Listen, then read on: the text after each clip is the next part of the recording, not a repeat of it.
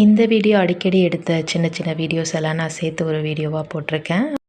Washing machine liquid பார்த்தீங்கன்னா 10 rupees pack refill back தான் வாங்கி யூஸ் பண்ணிகிட்ருந்தேன். சரி ஃப்ளிப்கார்ட்டில் சும்மா பார்த்துட்டே இருக்கும்போது பார்த்திங்கன்னா 180 ரூபாய்க்கே வந்து 5 லிட்டர் கேன் வந்து ஆஃபரில் இருந்தது. சரி ஒரு வாட்டி வாங்கி யூஸ் பண்ணி பார்ப்போம் எப்படி தான் இருக்குதுன்னு சொல்லிட்டு ஆர்டர் போட்டிருந்தேன். எனக்கு இன்றைக்கி வந்து அது டெலிவரி வந்துருச்சு. ஸ்மெல் ரொம்ப நல்லாவே இருந்தது. யூஸ் பண்ணி பார்த்துட்டு தான் எப்படி இருக்குதுன்னு நான் உங்களுக்கு கமெண்டில் சொல்கிறேன். இன்றைக்கி கொஞ்சம் க்ளீனிங் பண்ணலான்னு சொல்லிட்டு ஸ்டார்ட் பண்ணேன். கட்டில் ஓரம் பார்த்திங்கன்னா ரொம்ப டஸ்ட்டு அதிகமாக இருந்த மாதிரி இருந்தது. கட்டில் கொஞ்சம் தள்ளி வச்சுட்டு அந்த ஓரம் நல்லா பெருக்கி எடுத்துகிட்டு அதுக்கப்புறம் அங்கே மாப்பை போட்டு விட்டுருவேன். வீக்லி ஒன்ஸ் வந்து இந்த மாதிரி பெருக்கி விட்டுட்டா நம்மளோட கட்டில் ஓரங்களில் இருக்க அழுக்கெலாம் வந்து அதிகமாகாமல் இருக்கும். நான் கொஞ்சம் நாளாக இதை மறந்துட்டேன். ஒரு 1 மந்த்து கிட்ட ஆகிடுச்சு. இன்றைக்கி வந்து அதை நல்லா ஒதுக்கிட்டு க்ளீன் பண்ணி விட்டுட்டேன் அந்த இடத்த.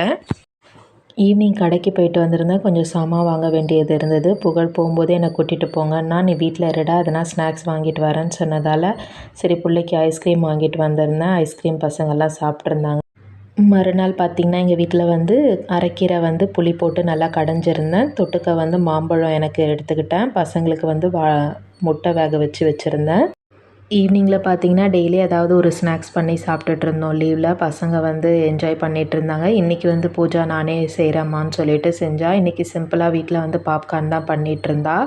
நான் ஆல்ரெடி வந்து பட்டர் வீட்லேயே எடுத்து வச்சுருந்தேன். அதை வச்சு நான் சொன்ன மெத்தடில் பூஜாவே ட்ரை பண்ணேன் இந்த வாட்டி. இன்றைக்கி பார்த்திங்கன்னா மசாலா பாப்கார்ன் தான் பண்ணலான்னு சொல்லிட்டு இருந்தோம். ஆல்ரெடி வந்து ஸ்வீட் பாப்கார்ன் செஞ்சு சாப்பிட்டுட்டோம்.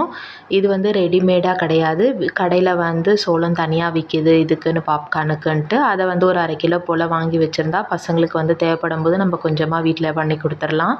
இதுக்கு முதல் பட்டரை போட்டு நல்லா உருக்கி வந்ததுக்கப்புறமா கார்னை போட்டு ஒரு ஃப்ரை பண்ணிவிட்டு நம்மளுக்கு தேவையான அளவுக்கு ஒரு 2-3 சிட்டிக்கை வந்து உப்பு போட்டுடலாம். அதுக்கப்புறம் மேகி மசாலா பாக்கெட்டு ஒரு 2 ஸ்பூன் போட்டுட்டு அதுக்கப்புறம் வீட்டில் அரைச்சி வச்ச இட்லி பொடியை நான் இதை இன்றைக்கி யூஸ் பண்ணியிருக்கேன். இந்த டேஸ்ட்டு ரொம்ப நல்லாயிருக்கும்.